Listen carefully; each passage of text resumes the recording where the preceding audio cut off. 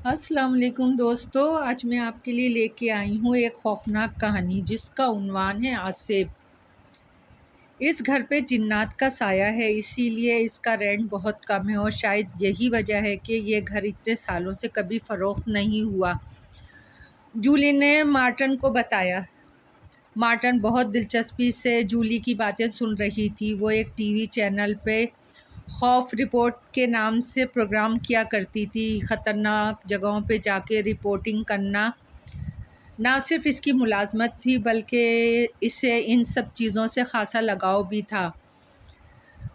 جولی، جو کہ مارٹن کی دیرانہ دوست تھی، کچھ عرصے پہلے ملک سے باہر رہنے کے بعد اپنے اہل خانہ کے ہمراہ وطن واپس آئی تھی اور یہاں کرائے کے گھر کی تلاش میں تھی۔ آج وہ اپنے بچپن کی دوست مارٹن سے ملنے آئی تھی۔ اچھا، تو پھر تم آپ لوگ وہ گھر نہیں لوگے؟ کیونکہ تم تو بچپن سے جس قدر ڈرپوک ہو اس سے میں اچھی طرح واقف ہوں۔ کیا آپ لوگ وہ گھر دیکھنے کے لیے بھی نہیں گئے؟ مارٹن اس بات پر دلچسپی لینے لگی۔ ارے نہیں بھائی، اس گھر کی طرف پرانا قبرستان ہے اور دوسری طرف ایک شہر میں جگڑا باغ دیکھنا تو دور کی بات، ہم تو اس گھر کے متعلق خطرناک باتیں سن کر ہی اسے خریدنے کا ارادہ ملتوی کر دیا تھا۔ جولی نے جواب دیا۔ باغ، بڑے عرصے سے میں نے باغ میں پھل توڑ کے نہیں کھائے۔ کیا وہ مالٹے کا باغ ہے؟ مارٹن بولی۔ کیا کہا تم نے؟ تمہیں اس باغ میں جا کر پھل کھانے ہیں جو اس خطرناک گھر کے پاس ہے؟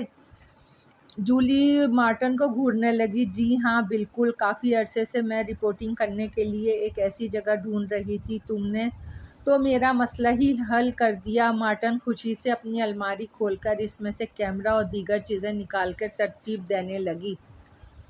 مجھے تمہاری فکر ہو رہی ہے، وہ جگہ واقعی بہت خطرناک ہے۔ اس گھر کے خوف کی وجہ سے لوگ اس باغ میں پھل توڑنے بھی نہیں جاتے، کیونکہ کچھ کا کہنا ہے کہ اس گھر نے باغ کو بھی اپنے شہر میں لے رکھا ہے۔ وہاں پر بھی سانپوں اور جنوں کا راج ہے اور وہ قبرستان جو اس گھر کے دوسری طرف ہے واقع ہے، وہاں پر بھی لوگ اپنے پیاروں کی لاشیں دفن کرنے نہیں جاتے۔ جو قبریں وہاں موجود ہیں وہ صدیوں پرانی ہیں۔ یہی وجہ ہے کہ آس پاس کے سارا علاقہ سنسان ہے۔ مالک مکان کئی جھوٹ بول کر اس گھر کو کبھی فروخت کرنے کی کوشش کرتا ہے اور کبھی کرائے پر دینے کی، مگر آس پاس کے علاقے کے لوگ خریدار کو سچ سے آگاہ کر دیتے ہیں۔ یہی وجہ ہے کہ صدیوں سے اس گھر میں کبھی کسی نے رہائش اختیار نہیں کی۔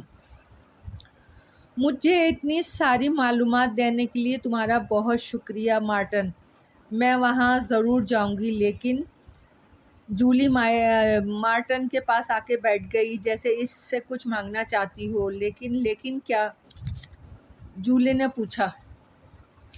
میرا جو کیمرہ مین ہے نا، وہ کسی کام سے ملک سے باہر گیا ہوا ہے اور اس وقت میرے پاس اور کیمرہ مین بھی دستیاب نہیں ہے۔ مارٹن نے اپنی اصل پریشانی سے آگاہ کیا تو جولی مارٹن کی طرف دیکھنے لگی۔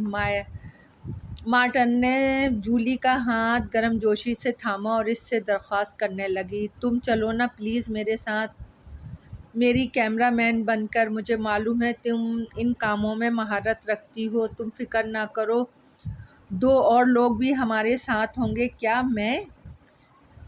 جولی، تم اچھی طرح سے میری نفسیات اور میرے ڈر سے واقف ہو، پھر بھی تم مجھ سے ایسا مطالبہ کر رہی ہو جسے میں پورا نہیں کر سکتی۔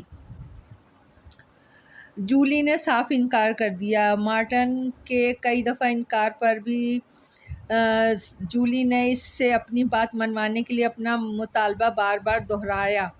بالآخر مارٹن ساتھ چلنے کے لیے تیار ہو گئی۔ اگلے روز جولی اور مارٹن اپنی ٹیم کے ہمراہ رپورٹنگ کرنے اس آصف زدہ گھر کی جانب جا رہے تھے۔ گاڑی میں کچھ کھانے پینے کی اشیاء موجود تھیں۔ جولی کافی خوفزدہ تھی جبکہ مارٹن نے اسے تسلی دے رہی تھی کہ بالآخر وہ لوگ اس گھر کو جاتی سڑک کے کنارے پہنچے۔ وہ وہاں سے اس گھر کو بآسانی دیکھ سکتے تھے، جس کے ایک طرف باغ تھا اور دوسری طرف پرانا قبرستان۔ چلو دوستو، مجھے لگتا ہے آگے ہمیں پیدل ہی چلنا پڑے گا، کیونکہ یہ سڑک کافی خراب ہے۔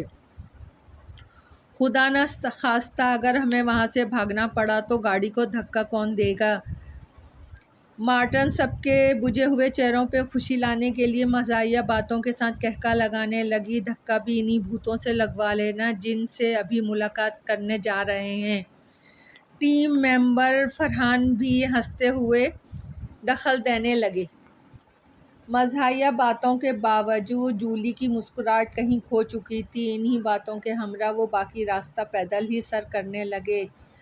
آصف زدہ گھر کے دروازے پہ پہنچ کے انہوں نے دیکھا دروازے پہ تالا لگا ہوا ہے، اور اس سے پہلے کہ وہ اندر جانے کے لیے کوئی تدبیر سوچتے، وہاں سے گزرتے ہوئے بوڑھے سفید داڑھی والے آدمی نے انہیں بتایا کہ گھر کے اندر جانے کا راستہ باغ کے اندر موجود ہے۔ انہوں نے مزید بتایا کہ باغ کے اندر گھر کی پچھلی دیوار ہے جو انتہائی چھوٹی ہے، جسے بآسانی پھلانگا جا سکتا ہے۔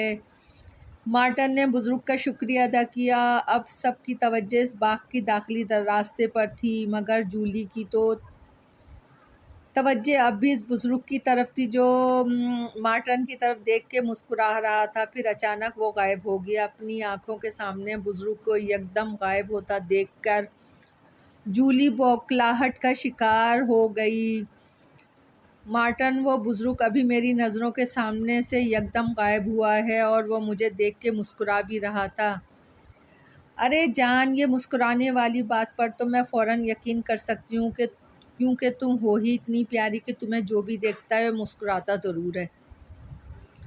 مگر یہ جو غائب ہونے والی بات ہے نا، یہ تمہارا وہم ہے۔ وہ بزرگ شاید کسی شارٹ کٹ سے جا چکے ہیں۔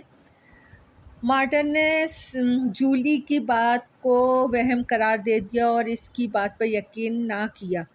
وہ چاروں کیمرے اور مائک اٹھائے باغ کے اندر داخل ہوئے۔ مارٹن ساتھ ساتھ موبائل سے بھی ویڈیو بنا رہی تھی۔ باغ کے اندر داخل ہو کے مارٹن نے مائک پکڑا اور جولی کو کیمرہ سیٹ کرنے کو کہا۔ باقی ٹیم ممبر بھی جولی کی مدد کرنے لگے۔ تم نے مجھ سے وعدہ کیا تھا مارٹن، ہم صرف 15 منٹ کی ویڈیو بنائیں گے، تمہیں یاد ہے نا؟ جولی نے کیمرہ سیٹ کرتے ہوئے مارٹن کو یاد دہانی کروائی۔ ارے جولی، مجھے اپنا وعدہ یاد ہے، بس کچھ دیر یہاں اس باغ کی رپورٹنگ تیار کرنے دو، پھر کچھ دیر اس گھر کی۔ مارٹن نے یقین دہانی کروائی۔ السلام علیکم ناظرین، میں ہوں مارٹن اور آپ دیکھ رہے ہیں پروگرام خوف کی دنیا۔ ناظرین، اس وقت میں جس جگہ پہ موجود ہوں یہ وہ باغ ہے جو آصف زدہ گھر کی بغل میں موجود ہے۔ اس گھر نے اس باغ کو بھی اپنے سحر میں جکڑ رکھا ہے۔ صدیوں سے اس گھر میں آج تک کوئی نہیں پہنچ سکا۔ آج خوفناک رپورٹ کی ٹیم یہاں پہنچی ہے۔ مارٹن باغ میں رپورٹنگ کر رہی تھی کہ ایک موٹا، کالا اور لمبا سانپ کیمرہ مین جولی کے ٹانگوں پہ لپٹ گیا۔ جولی کے ہاتھ سے کیمرہ چھوٹ گیا اور اس کی زوردار چیخ نکل گئی۔ اپنے دوستوں کو مصیبت میں دیکھ کر مارٹن خاصی پریشان ہوئی اور باغ میں موجود ایک ڈنڈے سے سانپ کو ہٹانے کی کوشش کرنے لگی جس نے جولی کی لمبی ٹانگوں کو جکڑ رکھا تھا۔ باقی لوگ بھی جولی کو سانپ سے بچانے کی کوشش کر رہے تھے۔ وہ سانپ اتنا موٹا اور لمبا تھا کہ اس سے جولی سے ہٹانے کی ساری تدبیریں ناکام ہو چکی تھیں۔ کچھ دیر بعد سانپ نے جولی کو آزاد کر دیا، مگر جولی تو دم توڑ چکی تھی۔ اس سے پہلے کہ مارٹن یا کوئی جولی کے قریب آتا، سانپ ان کی طرف بڑھا اور وہ تینوں سانپ سے بچنے کے لیے بھاگنے لگے۔ بھاگتے بھاگتے انہوں نے اس آصف زدہ گھر کی دیوار کو پھلانگا اور جولی کو اسی باغ میں چھوڑ دیا۔ وہ گھر کافی بڑا تھا، جس میں ایک دفعہ کوئی چلا جاتا تو اس کے لیے واپسی خون خوار ثابت ہوتی تھی۔ وہ دیوار پھلانگ کر گھر کے باغ میں پہنچے جو گھنے درختوں نے ڈھانپ رکھا تھا اور جنگل کا منظر پیش کر رہا تھا، کیونکہ عرصے سے اس باغ کی صفائی نہیں ہوئی تھی۔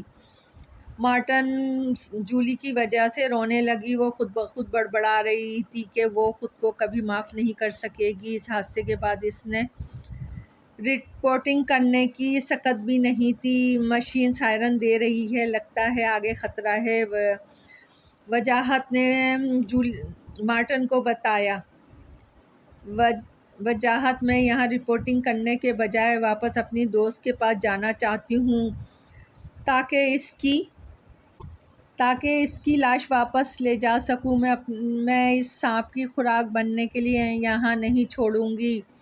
مارٹن کی آنکھوں سے ایک بار پھر آنسو نکلنے لگے۔ کیا کہا؟ آپ مصیبت سے نکل کے دوبارہ مصیبت کے منہ میں جانا چاہتی ہیں؟ اس گھر کی دوسری طرف بالکل ایسی ایک دیوار ہے جسے پھلانگ کے باہر نکلا جا سکتا ہے۔ ہمیں فوراً یہاں سے نکلنا چاہیے۔ وجاہت نے واپس جانے کی خواہش ظاہر کی، مگر مارٹن دوبارہ باغ جانے کے لیے بضد تھی۔ ابھی یہ بحث ہی جاری تھی کہ طوفان آندھی چلنے لگی جس نے تینوں کو ایک دوسرے سے جدا کر دیا۔ تینوں اس عصائب زدہ گھر میں بھٹک چکے تھے۔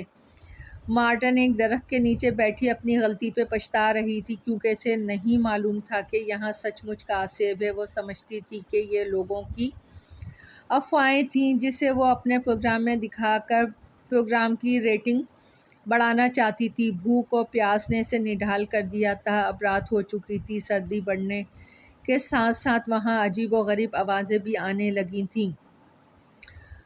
وہ اب بھی اپنی دوست کو لے جانا چاہتی تھی، مگر اس سے پہلے اسے اپنے ٹیم ممبر کو ڈھونڈنا تھا، کیونکہ اکیلے اس کے لیے دوبارہ باغ میں جانا ناممکن تھا۔ اسی لمحے جس درخت کے نیچے وہ بیٹھی تھی، خون کے قطرے نیچے گرنے لگے۔ جب اس نے نگاہیں اوپر کیں تو درخت کی ٹہنی پہ وجاہت کی لاش لٹک رہی تھی اور ایک خوفناک چڑیل اس لاش کو اپنے ناخنوں سے کاٹ کے کھا رہی تھی۔ اتنا خوفناک منظر دیکھ کے مارٹن کی چیخ اس کے گلے میں دفن ہو کے رہ گئی، اور شدید سردی کے باوجود اس کے چہرے پہ پسینے بہنے لگے۔ بامشکل اپنا بچاؤ کر کے مارٹن گھر کے باغ میں نکل کر ایک کمرے کے پاس پہنچی، جس کی زنگ آلود کھڑکی میں سے اس نے اپنے دوسرے ٹیم ممبر فرحان کو اس کمرے میں بند دیکھا۔ وہ بھی مارٹن کو دیکھ کے تشکر زدہ لہجے میں اسے آواز دینے لگا، مارٹن، شکر ہے تم آ گئیں۔ دروازہ شاید باہر سے بند ہے، تم اسے پلیز کھولو۔ اگر دروازہ کھل گیا تو پھر ہم دونوں یہاں سے نکل جائیں گے۔ مارٹن نے دروازہ کھولنے کی بھرپور کوشش کی، مگر دروازہ نہ کھل سکا۔ تھوڑی دیر بعد وہی بزرگ نے باغ کے راستے گھر میں داخل ہونے کا کہا تھا، وہاں حاضر ہوا اور کہنے لگا، ہاں ہاں ہاں، کیا پھر میری مدد چاہیے؟ یہ سب کچھ تمہاری وجہ سے ہوا ہے۔ مجھے جولی کی باتوں میں یقین کرنا چاہیے تھا، تم نے اسے مار ڈالا۔ مارٹن غصہ کرنے لگی، تمہاری دوست، ہاں ہاں ہاں ہاں، وہ اب بھی اس باغ میں نہیں، پرانی قبرستان میں ہے۔ کیا تم اپنی دوست کو لینے قبرستان نہیں جاؤ گی؟ تمہارے ساتھ آنے والے باقی لوگ بھی وہاں جلدی پہنچ جائیں گے۔ بزرگ ہنسنے لگا۔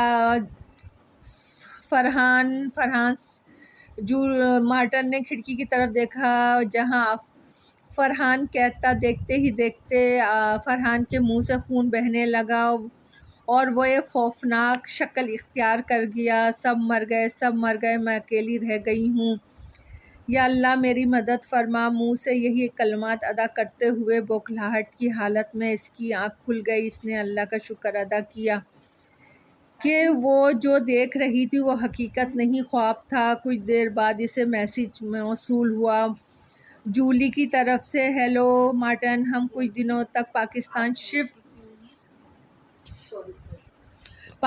شفٹ ہو رہے ہیں۔ ہمیں یہاں فوری طور پہ رہائش کے لیے ایک گھر کی ضرورت ہے۔ کیا تمہاری نظر میں کوئی گھر ہے؟ اور ہاں، تمہارا شو خوفناک رپورٹ شو میں بہت شوق سے دیکھتی ہوں، ایک دن شو میرے ساتھ کرنا، اوکے، ٹیک کیئر۔ وہ سامنے میز پہ رکھے اپنے کیمرے اور مائک کو گھورنے لگی۔ دوستو، کہانی پسند آئی ہو تو لائک اور سبسکرائب کیجیے گا۔ آپ کی دعاؤں کی طلبگار۔